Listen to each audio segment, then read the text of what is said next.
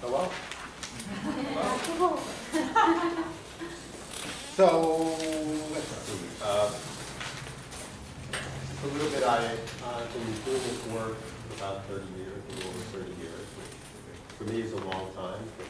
Some people were here, maybe not that long a time.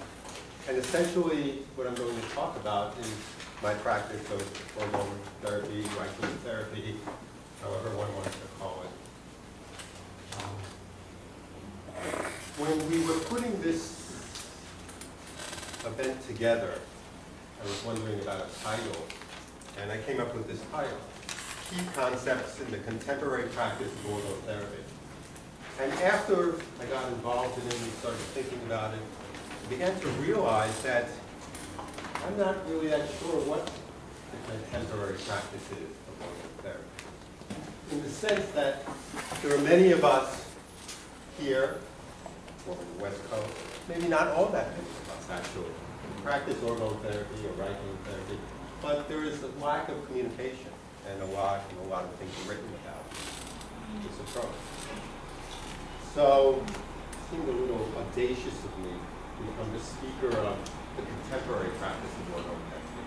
But I can talk about my practice of orgone therapy and how I do it, how it's evolved, how I've come to understand it.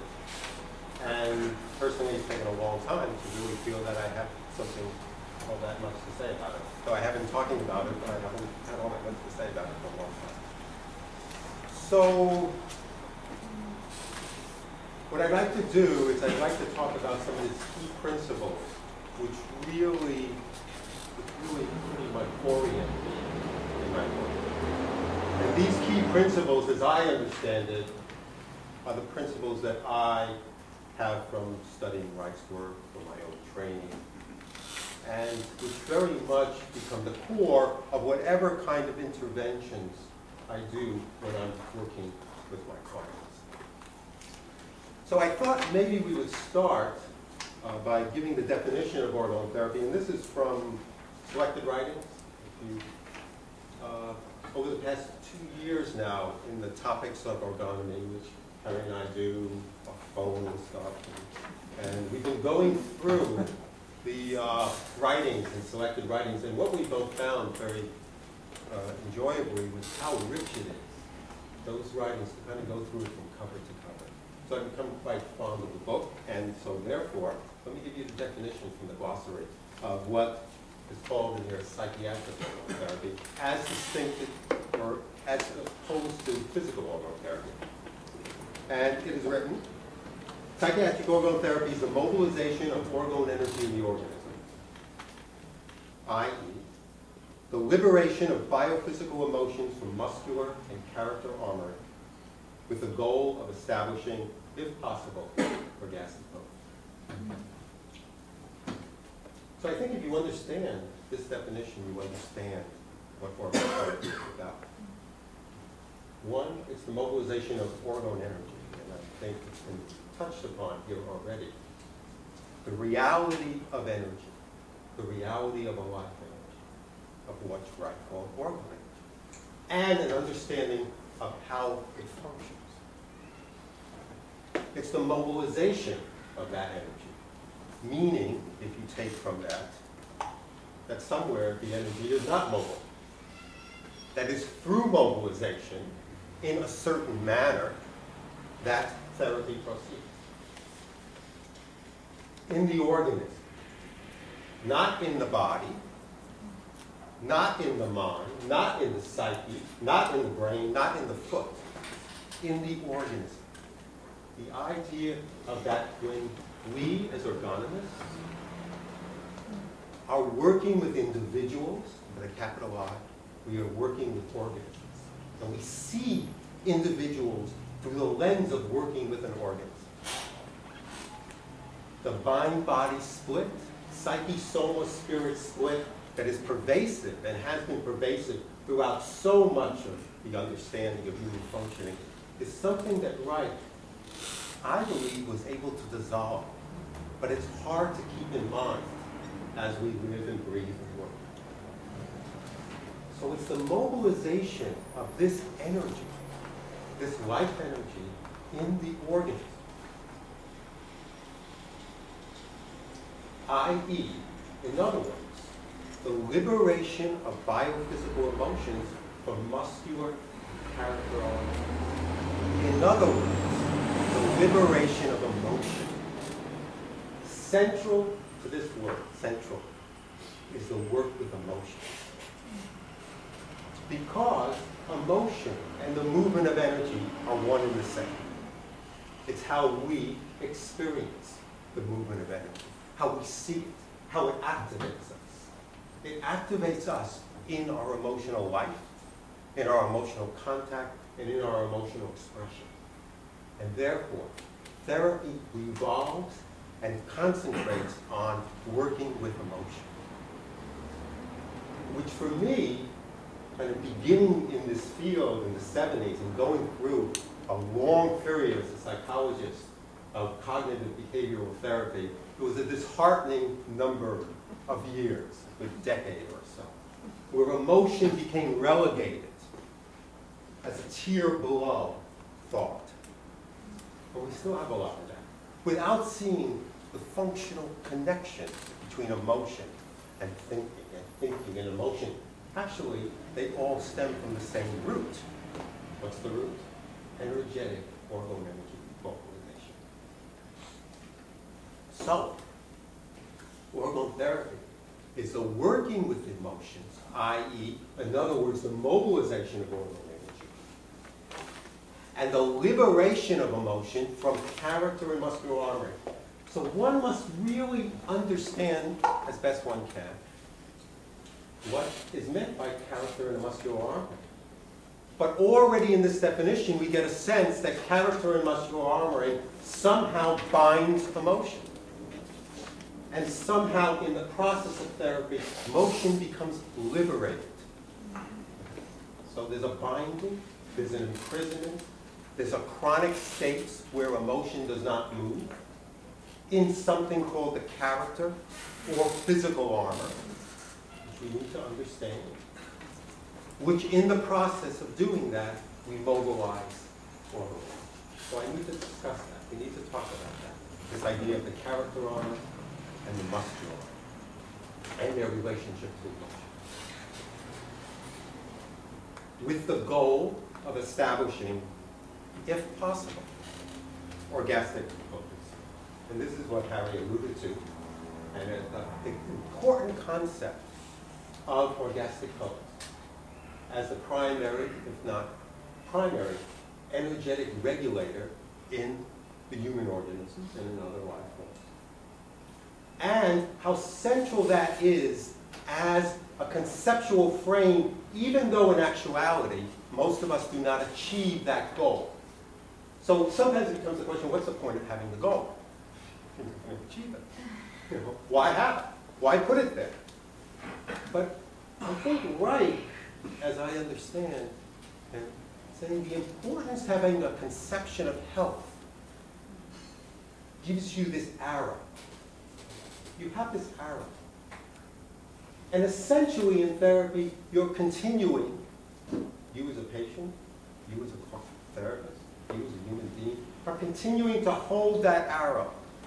Can you get it? And that holding that arrow allows for the structure of therapy. Without that arrow, it becomes more chaotic. I think there are very few therapies, as I understand it, that really have that arrow. And I think I'd like to demonstrate how that arrow helps me in the kind of figuring out or structuring therapy. Okay. So that's the definition of orgone therapy. And let me do my own thing that I wrote at some point, which is similar but different, which gives my own slant. I said the goal of therapy was the softening of armor, so I've got to describe what armor is. And I guess I used the word softening, because I'm not so sure I actually help people actually get rid of armor. But I soften it. Soften it means that it's more pliable. Armor is more mobile. which is the same as, I say, increasing the capacity for bioenergetic or orgonomic expansion and contraction, and pulsation, which is expansion and contraction, with the attainment of orgasmic potency is the ultimate, if unattainable, goal. So, the person comes into therapy, we have our symptoms, right? Right? The person comes in with symptoms. But the focus of therapy is not on symptoms, whatever the symptoms are. Depression, anxiety, dissociative states, horrible relationship, inability to work, etc., etc., etc. Many of these we probably all experienced at one point or another in our lives. The goal of therapy, or the focus of therapy, is not on the symptom. The symptom just orients to us. What's underneath it is this character and muscular armoring, this binding of energy, this inability for this energy to move, a binding of emotion, which then expresses itself in the symptoms. The symptoms become the energy, the expression of what's there in terms of the base. And at the base is what Reich called character armor and muscular armor. Now what exactly that means is there are two sides of a coin. And the coin is this. The coin is a state of chronic energetic contraction or protection. Protection. Chronic protection. Not protection in the moment. Like if somebody just stands up and yells right now, I might protect myself in the moment.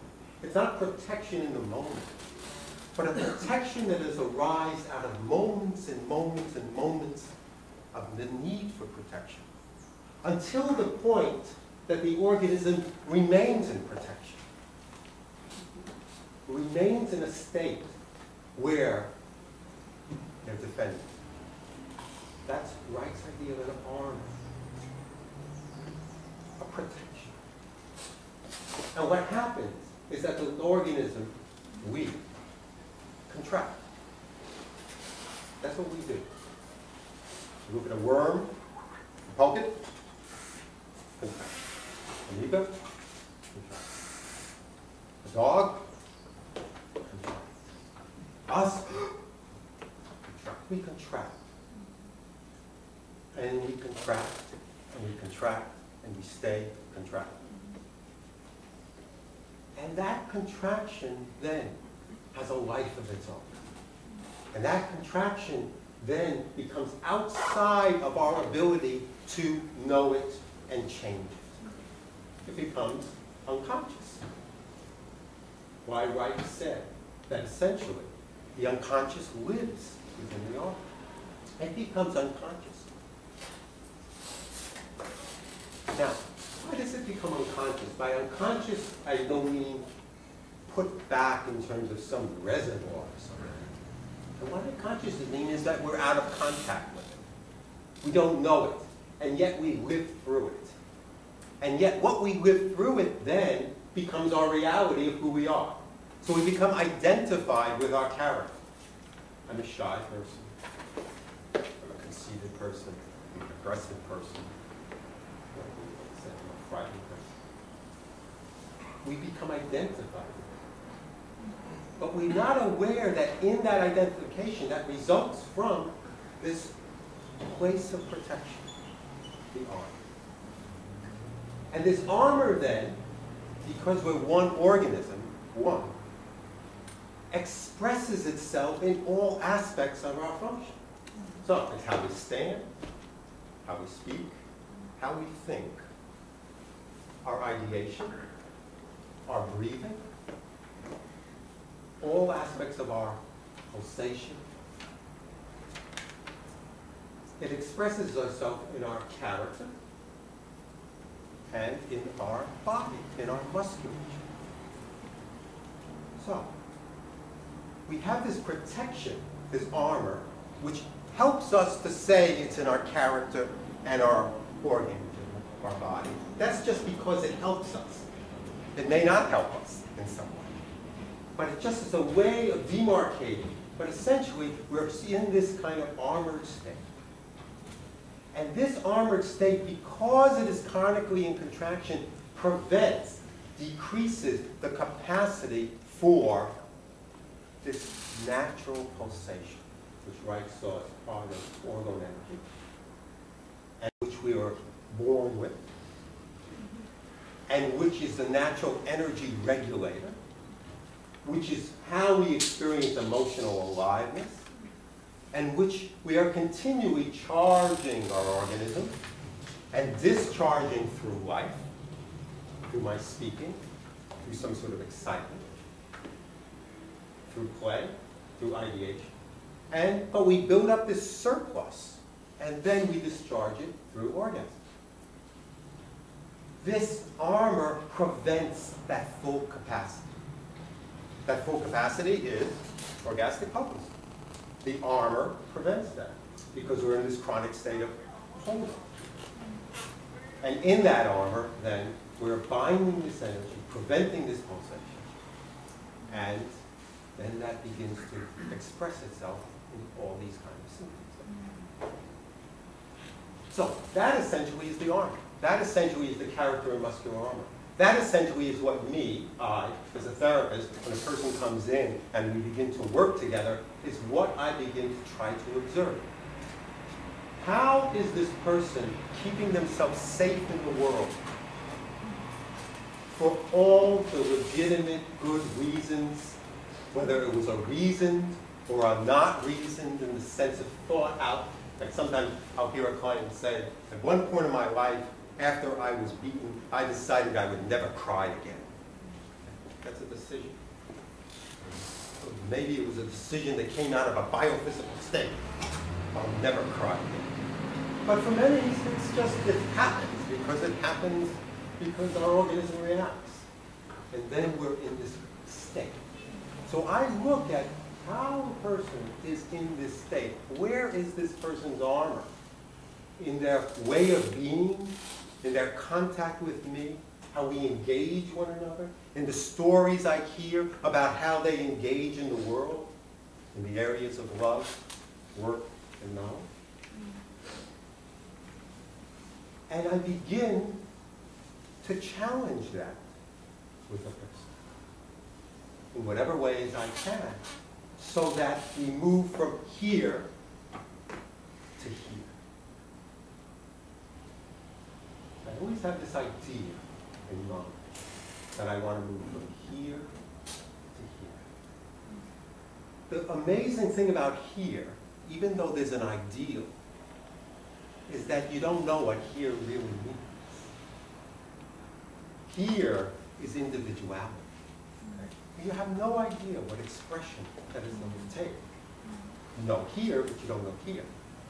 You know in your mind what expression is going to take in terms of the capacity for charge, discharge, for release. You know that.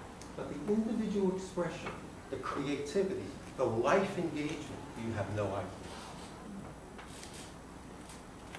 I have no idea.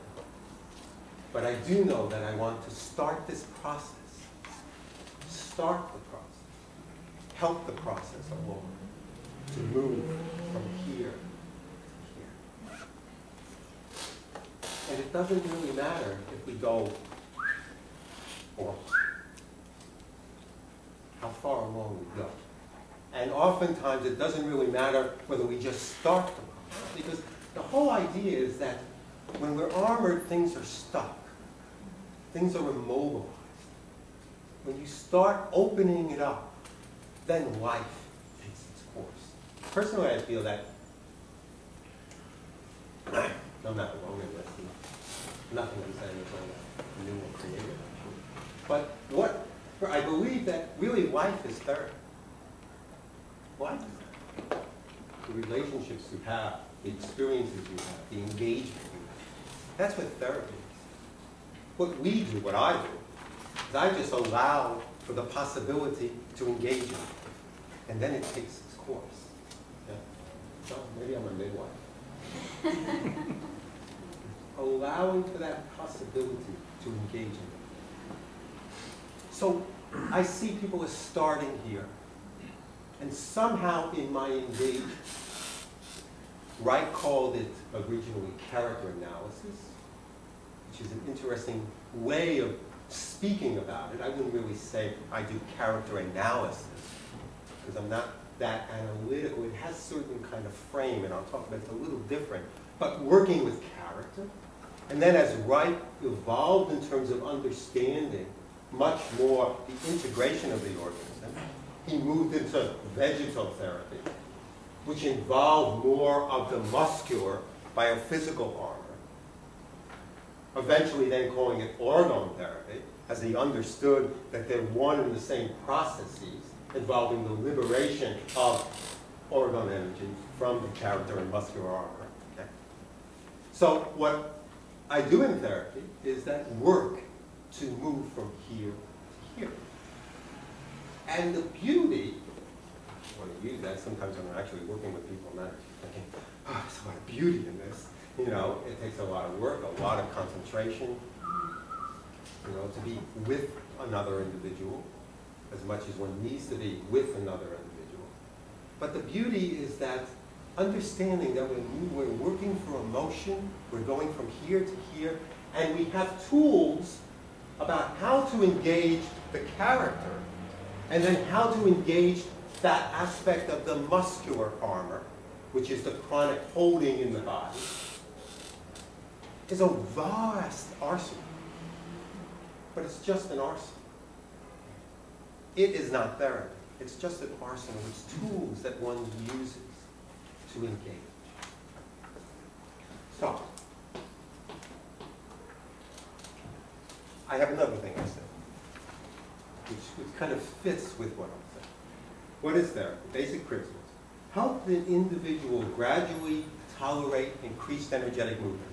That's what I'm talking about. Increased energetic movement. Increased engagement with life, which means inner life and outer life. Like you see, if you ever work with children, you see that children who are traumatized, their play is very restricted. Their inner life is restricted. And as they heal, as the suffering, as the pain is released, as they heal, their pain, their play expands. They move from a corner of the room to a larger area, to a larger area. They bring more and more toys into their play. They engage the therapist more. So, that's increased energetic movement. They engage the life outside, but they also engage their life inside. Their imagery, their fantasy. So you help an individual gradually tolerate increased energetic movement, which is the same as I said, increased capacity to experience a full range of emotion and react in a rational and alive way. A key element here is I see therapy in terms of helping, midwifing, whatever it is, tolerate is a key element. And this is what I love about Reich's work, or how I understood it. What I love is that over time, Reich really spoke to and understood you can't go from A to B, B meaning where you want to be, A where you are, in a step. You probably can't even go in 2 steps. You might even have to have a whole dance. You know, it takes, you've got to go slowly, because each way along the way, the organism has to be able to come to some sense of knowing it. So there's a whole sense for me, I'm gradually helping an individual, whether I'm working with their character or working with their musculature or doing it all together, to help an individual tolerate going from here to here. Because if you think of here, and you think of here, you have here, and you have here, and you have here, and you have here. And if the organism goes from here to here, we revive the pain, the hurt, what the person cannot tolerate, and then they go back to here. And the whole system of Reich's work, of working in this way, which Reich spoke about in terms of working in a segmental fashion and understanding how the armoring was laid down, totally, if you're with that, really allows for that. It really won't. So, as I'm helping, birthing a person to go from here to here, I'm helping them step by step tolerate this place, and this place, and this place. And how do we help a person tolerate? Well, it's not all that complicated, actually. It's what happens when you're with a child and they have a new discovery. What do? If you're a parent or a teacher or a significant other, they come to you and they share it. And you share it with them. And you talk together about it. And you have the person not alone with it, but engage with it. And then you reprocess it again and again. And then they're ready to move on. So, therapy is gradually helping the person move from here to here, and then we work, we integrate. We stay in place. Winnicott's holding environment. We're with it. And then something else moves. And then something else moves. And then something else.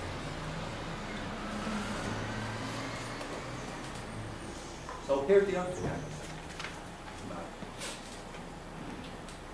I have to tell you a little bit then about this whole idea of a segmental nature of armor. I've spoken about armor in its totality, in its character and muscle. But Reich, when he started, this is how I understand it. This is my storyline. You know, we all have these narratives which help us along. I'm not sure. I don't know if this narrative is actually the case. This is my own narrative. I think as Reich, and I've always considered Reich as a brilliant observer. I mean, just his ability to observe. I've never been that good observer, so I have to stand on the shoulders of people who really have that capacity.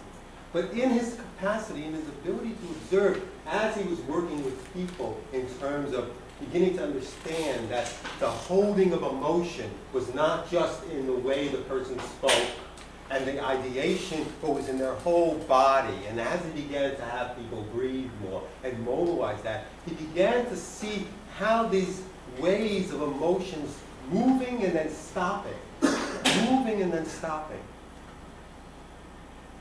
became structured in the organism in terms of these, what he called segments. And segments like the worm has segments, like we have a segment up and down our spine. And literally, emotion would move from up and out and move, and then it would get caught in these different ways, in these like rings. So it's graphic, but it's also so true. Or at least I think it's true. At least that's the schema that I impose on people when I observe them. Again, it's my own schema. It may or may not be true. I believe it is true because as I work with people, an emotion begins to come up, and you can even feel this in yourself.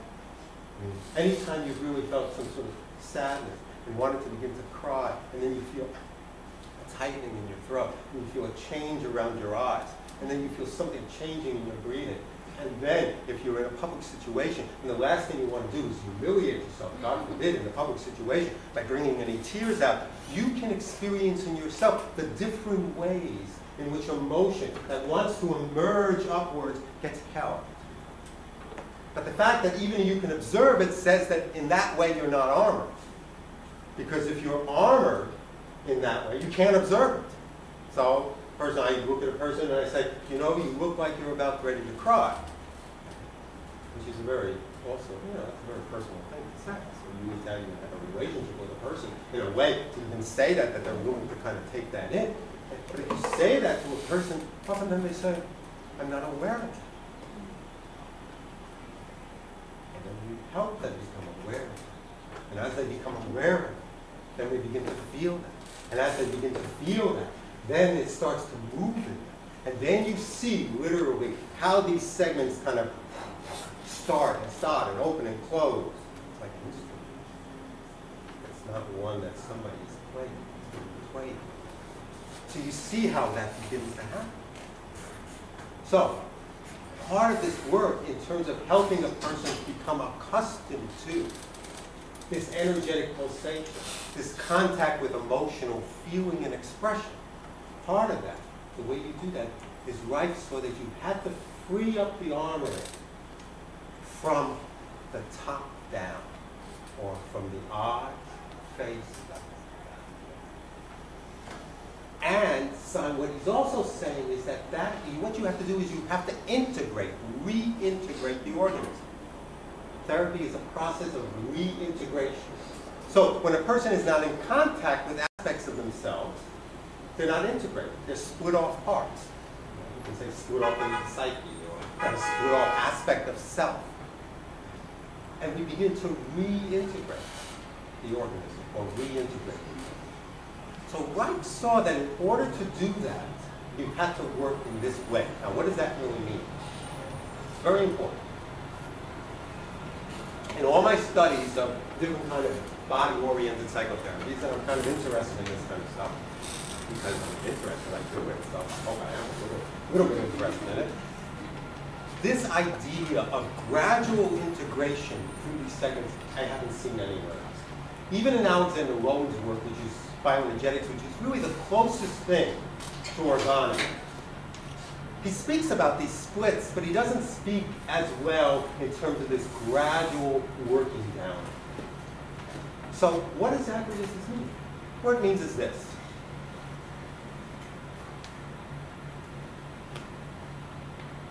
If you think about it, one, in terms of how we make contact with the world. We first make contact with the world through our eyes. The infant makes for contact with the eyes.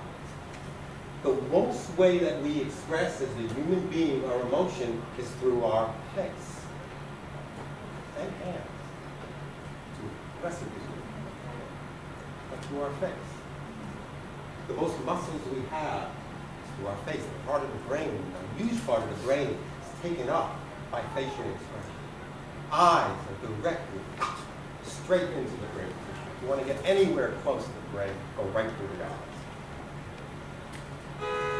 In other words, a way of having an emotional relationship of intimacy that starts out from birth is through this way of contact.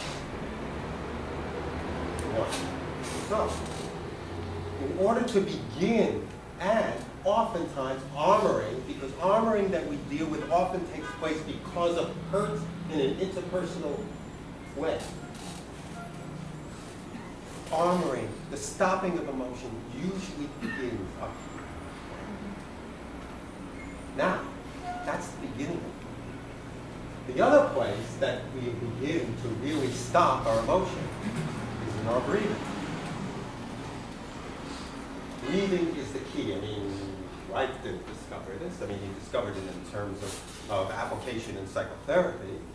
Okay? But who hasn't gone back and kind of looking at so many Oriental and different times, whether traditions that talk about breathing is the key in terms of our life energy. And breathing is the key in terms of our emotion.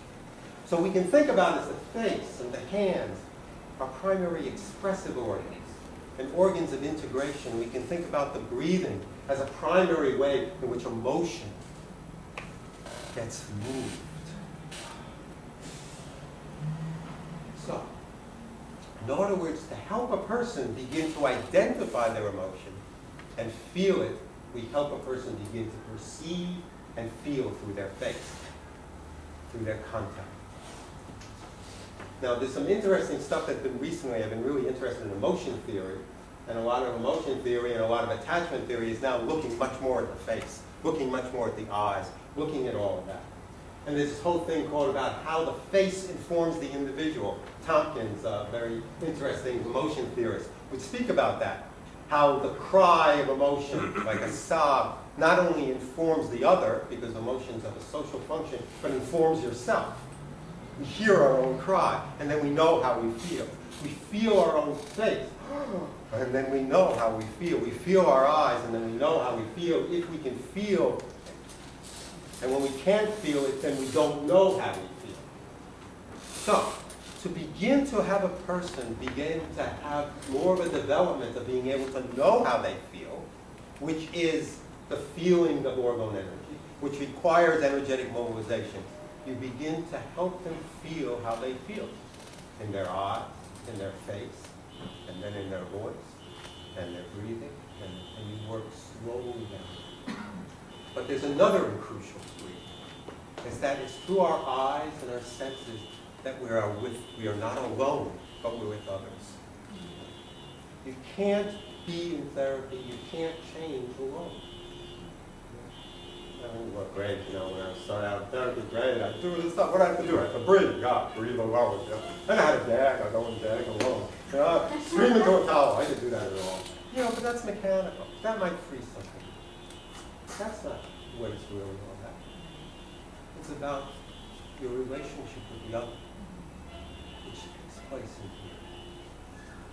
So, opening up this opens up you to your capacity to feel alive, and to be with yourself and the other. And it becomes a very fascinating thing then to begin to work gradually down. Now, even saying that, I'm going to say in the next few minutes, and I'll speed along there, I want to say in the next few minutes that you can't really think about this though in a mechanical sense. I once read, it's been years ago, I don't know, some article. Okay, we start with the eyes, and then we work with the nose, and then we work with the mouth. As if we're, constructing something in this mechanical way. We're really dealing with this whole orgonomic thing. So you have to breathe, you have to make sounds. But you're keeping in mind, I keep in mind, this integration, this ability to come out like this. And gradually you work down. And as you work down, the emotions become more intense. The feelings become more intense. So you have to develop the capacity to handle those feelings, or else we go from back again. So you work down, and you tolerate, and you go back and forth, and you help a person contract, and you help a person expand. And as you're doing that, you increase their capacity, and they move down the segment. And it isn't like development. We start out the infant like this, infant's face, social engagement, more coordination of hands, reaching out, being able to communicate that. Now they stand up, and now they can do things standing, and they can run. And then, isn't that the whole way in which the organism develops? So essentially, you're helping the development that got restricted. You're helping moving it along. You're restoring those capacities. You're restoring this reintegration of the individual. So, I'm aware that our time is moving, so we're just going to move very quickly. So just on the piggyback of that, then let me say that in the work of the vegetal therapy, or working with the biophysical armory, I mentioned this, but I'll keynote it again. The two major areas that I work with often is respiration and eyes and face, and keeping all of that in focus. And by respiration, in orgone therapy, it's not teaching a way to breathe. It's unlearning the way you've learned to breathe. It's having breathing become its own. And what does that mean? That means that when suddenly a person feels frightened, their breathing feels frightened. And suddenly when the person is sad, their breathing is sad. And suddenly when they're excited, their breathing is excited. Because the breathing moves you. Oftentimes, a person can look a certain emotion, but their breathing doesn't move. And so you're working constantly to help this breathing along. And this breathing moves the orgone energy. And this breathing restores this kind of pulsation. But not in the mechanical sense, but in a sense of bringing that along. So you restore that, and you restore these capacities in terms of expression and face and eyes. And then last thing is voice. The voice, if you listen, the voice is such an instrument. It conveys all the musicality of emotion. And so you're restoring these kind of capacities. So essentially what do? You release armoring in each of these segments, but not just in a physical way, but in the whole way around character and emotion, in terms of presentation. You're restoring the capacity for this greater amount of contact. You deal with those contact issues. That's essentially what therapy is about. So, that's it. Why do I have to say more? I'll just say a few other things. Okay. When I'm speaking about, so this is stuff that I do, I think it's just based on rock. I mean, it's nothing like, all that kind of stuff. This is just based on rock. Application of rock.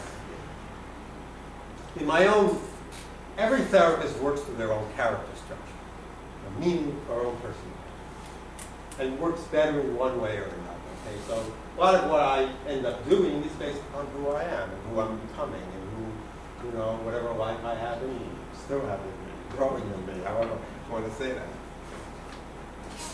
But one of the things that's always been with me, which is how I got into this field when I first started working with kids, is really believing that the core of therapy was built on the therapeutic relationship. It was the core. It's the relationship that, and it's the relationship that, what we're doing in therapy is restoring capacity to have a relationship. And we do it within the relationship. The capacity to be with the other. The greater I am able to be with the other, have empathy, feel into the other, use that as a way of connecting. That is really what therapy is about. All the rest are the tools, the things that help. But without this,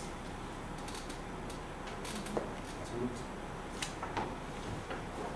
I can say through all the years of therapy that when I didn't have this, through my inability to establish it, or maybe the clients, or us not using therapy went south. When I have this, therapy goes north. I don't know how far north, but it goes north. That's the key. Part of that relationship is what now they call in attachment theory, the secure base. I love that. I love that idea. The secure base, because it's like this. The child is with the parent, is with attachment theory. And they feel secure. And what do they do when they feel secure? They start to move in the world. They start to engage. And then what happens when they feel insecure? Back to attachment. And when they feel secure, further out. And when they feel insecure, back to attachment. And then as they get older, they develop other attachment triggers. They don't have to come to you. They come to these other attachment triggers if they can make attachment. The secure base is really what the therapist is being. So that's really important to me. And that doesn't mean I always try to be friendly. I'm a friendly dog. It's not that I always try to be friendly, that I don't challenge individuals, that I don't try to engage them. I'm just as empathic. Yes, it's one love. But what it means is that you develop a kind of security. In fact, that's how I interpret some of Reich's earlier stuff in terms of working with character resistances and making sure that the person could say the negative transference. If you're holding back negative transference, you can't ever feel secure. You're always kind of walking on eggshells. Well, let's say I really say this. What if the therapist really do this about me? I can't really say that. Let's say I criticize them. It's not a security. But if the person can speak their mind and suddenly find that you don't freak out, you don't get angry. You don't run away. You don't collapse. You're there. Secure base. That is so central to me. The other thing that I've done over the years, and this comes from my own initial kind of, I think it was in the 80s and stuff, and all this stuff about incest and early trauma and the fear that we as therapists started having around touch and all those kind of things and the whole period of time. And this is actually I started working with people. When Reich was working, people would disrobe in their shorts or whatever, you know, to be able to see the body, to be able to see change in color, in tone, and muscular tension. And I stopped doing that. And I had people come and they wear, you know, they wear something that they can move in, some sort of thing that I can see their breathing. And I paid a price. Well, one of the prices I haven't paid is because my strength has not been all that as strong visually. I pay less of a price because I couldn't see anything anyway. But you pay a price in there in terms of not seeing changes in skin color and blood movement. But I've been able to see some essential things. I can see the way people breathe. I can see their face. I can see the way their hands move. I can see a lot of movement. And I feel that, at least for me, because part of it is I have to feel comfortable, and my clients feel comfortable, and it's been an adaptation that I've done over the years, and as I've gotten accustomed to it, I felt it's worked fine. So I don't have people on call that haven't been able to come and lay down and work in something that, one, orients them that they're not just coming for verbal therapy, but doesn't have to do with clothing. And the last thing I want to say is that in my experience, it would have been very nice if Reich was correct, that 10 sessions. In fact, if we would multiply that by a factor of 10, it would be very nice. But actually, I found, and there's also my own limitations and people's limitations, that therapy, this movement from here to here, with all the different stops, rest stops, you know, we're on a local, we're not on an express, let me tell you. With all the different stops, takes time. But you know, in some way, isn't that what we're all about? Isn't that what we're all about? I mean, if growth stopped at a certain point, what would be hell living for? You know? You have it too easy, you just go down here. So, it's okay that it takes time. And it's okay. Sometimes people come to therapy and they stop and they engage in one, then they come back. Amazing, they're in a different place. Their eyes can move. They can actually speak to me in this way. And then they move again. Oh, it takes time. But that's what all we have. Okay, that's my spiel.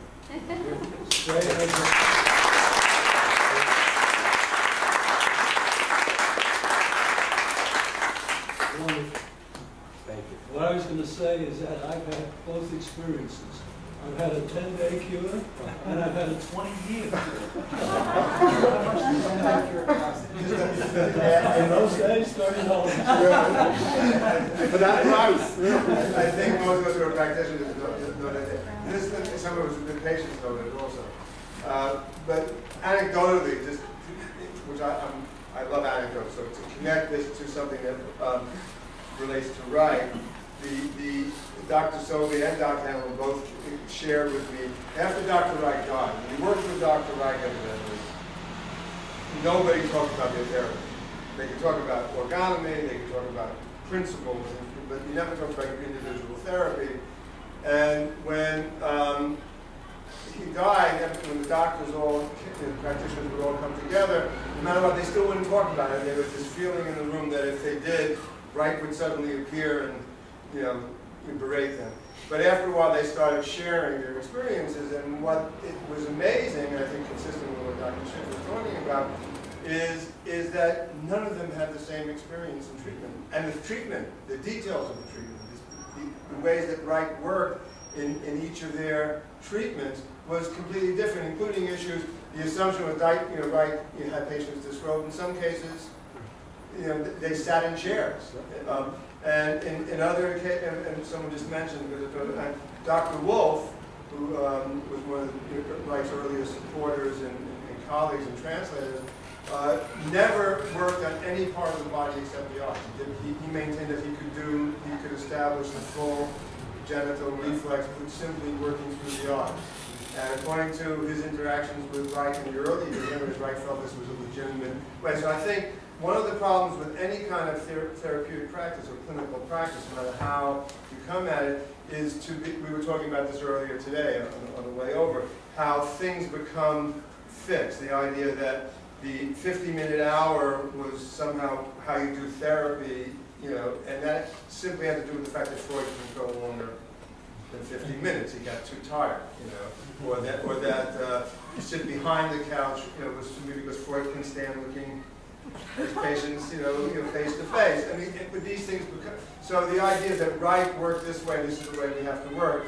And the last anecdote was that specifically Reich, those tapes that are available, which are wonderful, of clinical seminars, he stopped those clinical seminars for a very specific reason. Dr. Sobey described, and again, well, the other doctors who worked with him described, coming in after about the 5th or 6th of those sessions and saying, he said, so how was the last seminar? They said, oh, wonderful. When I was working with this patient, I was thinking, that's how Dr. Reich does it. And that's great, I'm going to do it that way. And Dr. Reich stood up and said, that's it. You're all becoming little Dr. Reichs, and you're not doing therapy, you're not doing treatment.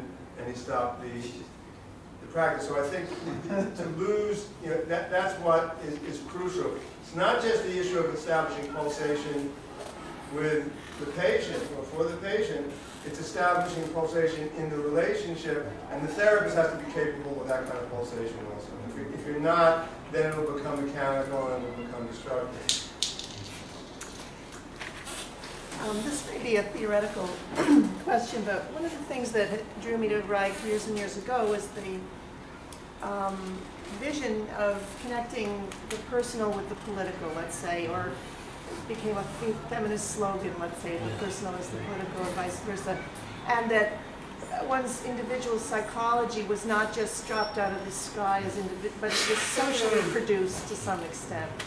And so in doing therapy, it would seem to me that, especially 50 years now since he's stopped his work, there's been so much written from feminist work, from queer theorists, other, social theorists about the construction of identity, the construction of emotions, who we are as people, but also how that's implicated by the societies we live in. So how would now you think about, I mean, it's true that you bring who you are, but who you are is also constructed as a man, as a Jew, as Brooklyn born, whatever the things that you put out, the same way with me as coming as a client. How does it look different for women, for example, or if one is gay and doesn't have the same notion of genital orgasm as Reich might have put out 50 years ago? I'm just really curious, both theoretically, but also how has the practice been informed by this stuff? That's a wonderful question. First of all, many people come to me and I work with them and they have not read Reich. They don't know of Reich. Who's Reich? And I don't teach them about Reich. I don't teach them these ideas. I mean, I teach them that they need to read. They'll teach me. They'll continue to teach me about, they'll confirm for me. They'll say things like, I feel all this feeling here, or it stops here, or it goes here, or this allows me this and that. They tell me these things. So, in that sense, it isn't for me to really kind of have them share a certain worldview, but for them to find their own worldview. And it's very interesting because, most of the time my patients go far beyond me in different ways, which is not all that difficult. But they go far beyond me in terms of what they engage and how they engage in life. And they teach me. So if I can stay attuned to what I see and feel in their emotional life, that's where it comes from. And I believe the organism doesn't lie. So when we talk about the social construction of emotions, there's so much truth to that. But before the social construction of emotions, there are these primary emotions. There is this that happens physically. There is this armor. There is what happens to emotion when it moves through armor. And that I see as more basic. And as that's felt, then there becomes therapy transcends culture. Exactly. His primary culture can be a defense, but it's a defense after the primary things have been screwed up. Exactly. It can be a defense, and it can be not a defense. It can facilitate. Right, but therapy, at least our therapy, transcends culture.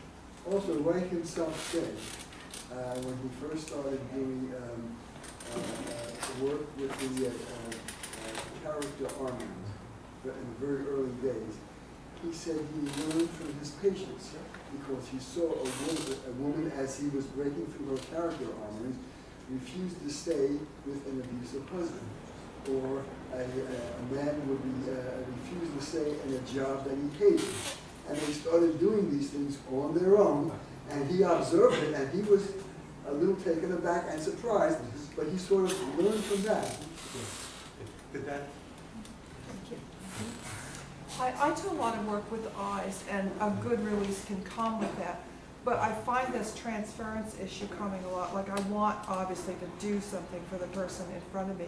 At the same time, I feel anxiety that their world is not particularly safe. If I know certain things about relationships or place of employment. And I just have this feeling, oh God, I hope I'm doing all right, like to open them up and then send them out into this environment. Is that a statement or a question? Well, I feel caught in some anxiety about that myself. Sure, yeah.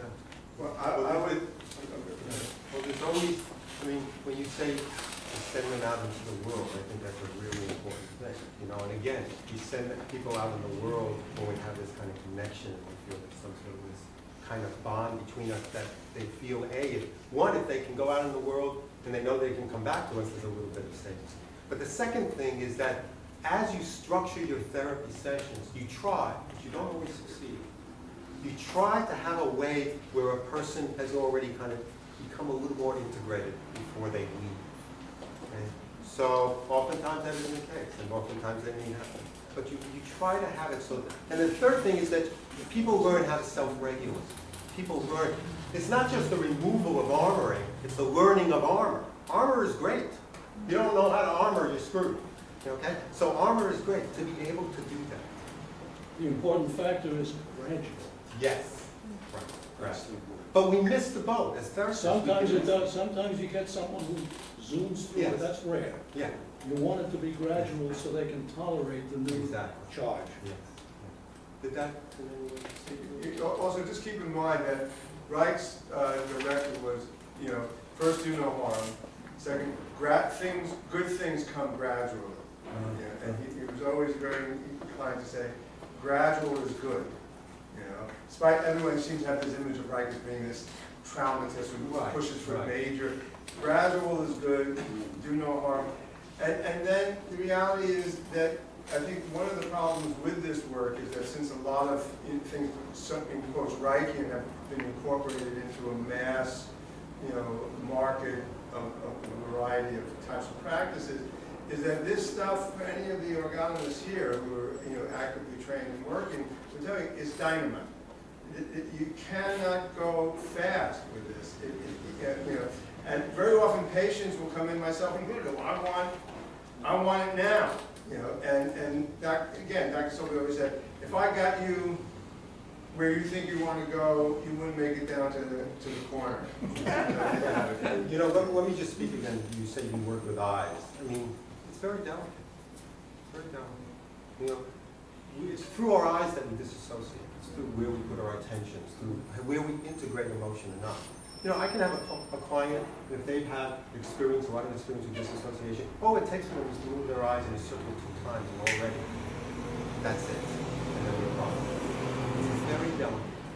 Yeah, the eyes are the main defense. The main difference. The main defense of humanity Yes. is the eye-brain Yes. phenomenon. Yes. And there's always dissociation. Sometimes it's a little bit, Exactly. sometimes it's a lot. Exactly. You can sometimes figure it out by making them follow your finger.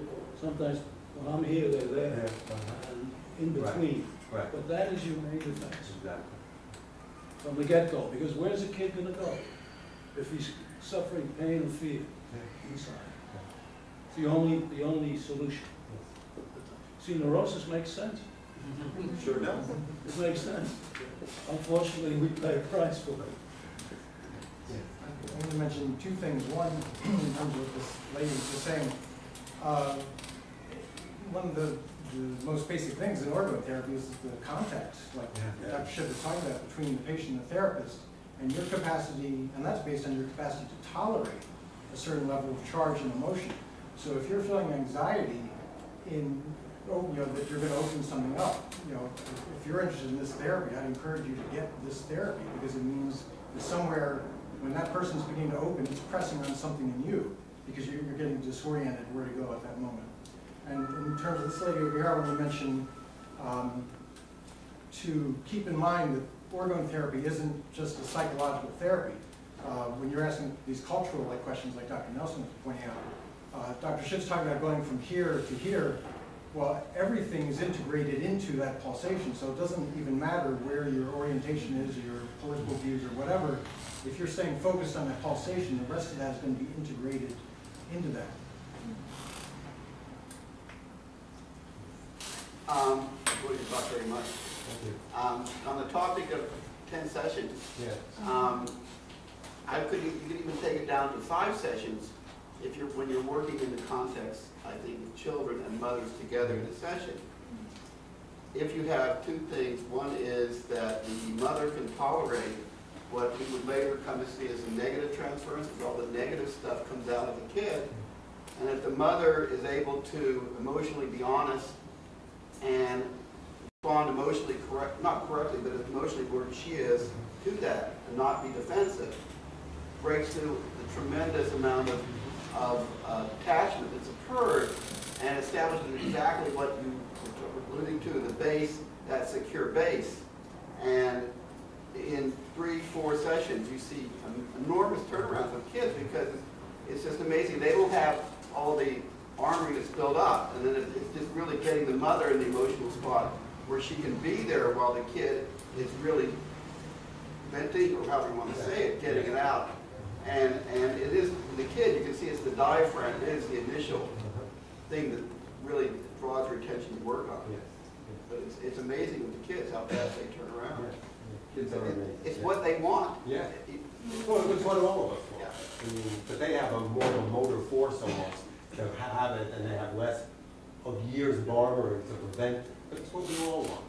You know, we call it different things. We frame it in different ways. We can separate this. It's what we all want. How about that one session? Oh, okay. I'm working on it. Thank you so much.